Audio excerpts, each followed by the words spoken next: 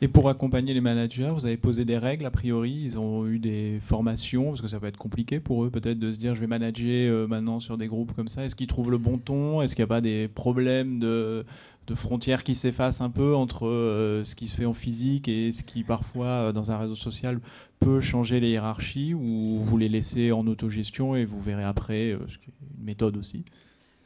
En fait, on s'est couplé avec d'autres dispositifs. En fait, on a un dispositif qui s'appelle le campus, où en fait chaque année on lance un sujet de réflexion sur un métier ou une problématique. Et là cette année, le campus est dédié aux managers et en fait on les fait réfléchir sur sur l'évolution du modèle managérial. Et en fait, nous, notre vision, c'est que la transformation vient des personnes. En fait, on les rend acteurs de leur transformation. Donc finalement, c'est eux qui vont proposer des nouvelles pratiques de management.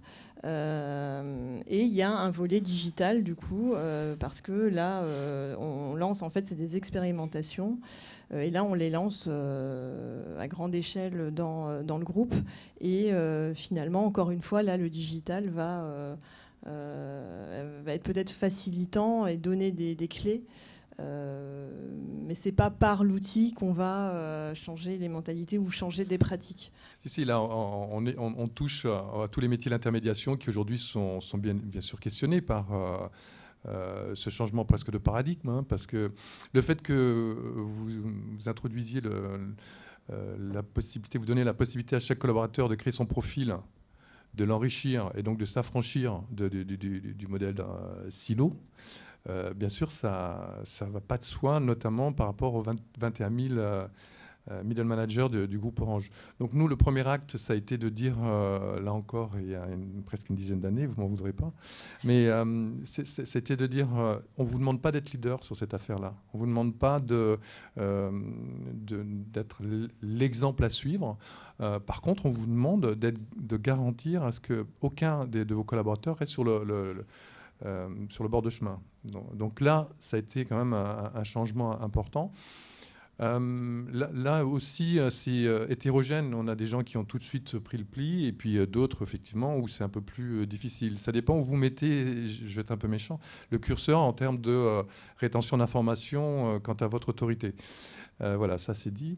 Mais au-delà de ça, ce qui était super intéressant, typiquement l'année dernière, on a travaillé sur identifier les peurs. Donc, peur du changement, peur de se perdre dans l'info-obésité, le labyrinthe que représente la donnée sur les réseaux internes.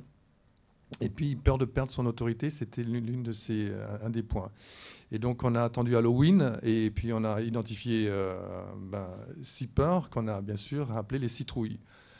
Et du coup, là où on a pris un peu à contre-pied le mode de communication, c'est qu'on a fait, là encore, oyez, braves gens, est-ce que vous voulez témoigner? Et là, on a eu énormément de managers qui nous ont dit, la question c'était, est-ce que tu as perdu ton autorité? Donc, un avant et après réseau social, je dirais. Et donc, ils ont été très nombreux à vouloir participer. Donc, on avait comme ça une page où un peu, là encore, j'aime bien les fleurs. Hein, donc, on avait un peu la marguerite avec plein de pétales. Et puis, chaque fois, c'était un témoignage, avant-après. Et donc, un jour, une trouille. Et donc, il y avait la trouille de perdre son autorité, où là, beaucoup venaient témoigner en disant « Oui, au début, j'ai vu arriver ce truc-là. On me demandait de plus être leader et de laisser faire quelque part. En plus, le réseau social d'Orange, quand même, c'est basé sur le volontariat et la confiance. Jusqu'où la confiance, quoi. Et puis, en fait, oui, jouer la confiance, parce que, en définitive, nos collaborateurs sont éminemment responsables. Ils s'autorégulent. Et puis, petite histoire, on viendra peut-être sur cette notion de régulation. Nous, on a eu 10 cas où on a dû intervenir sur 100 000 personnes, 10 ans. Donc, vous voyez bien qu'on est dans la maîtrise quand même de ce que je dis, comment je le dis. Chacun d'entre nous aujourd'hui a différentes facettes, qu'elles soient sur Facebook, perso, LinkedIn, pro, Twitter, microblogging. Donc, là-dessus... il y a une culture de l'information aujourd'hui qui est éminemment démocratisée et également dans nos entreprises.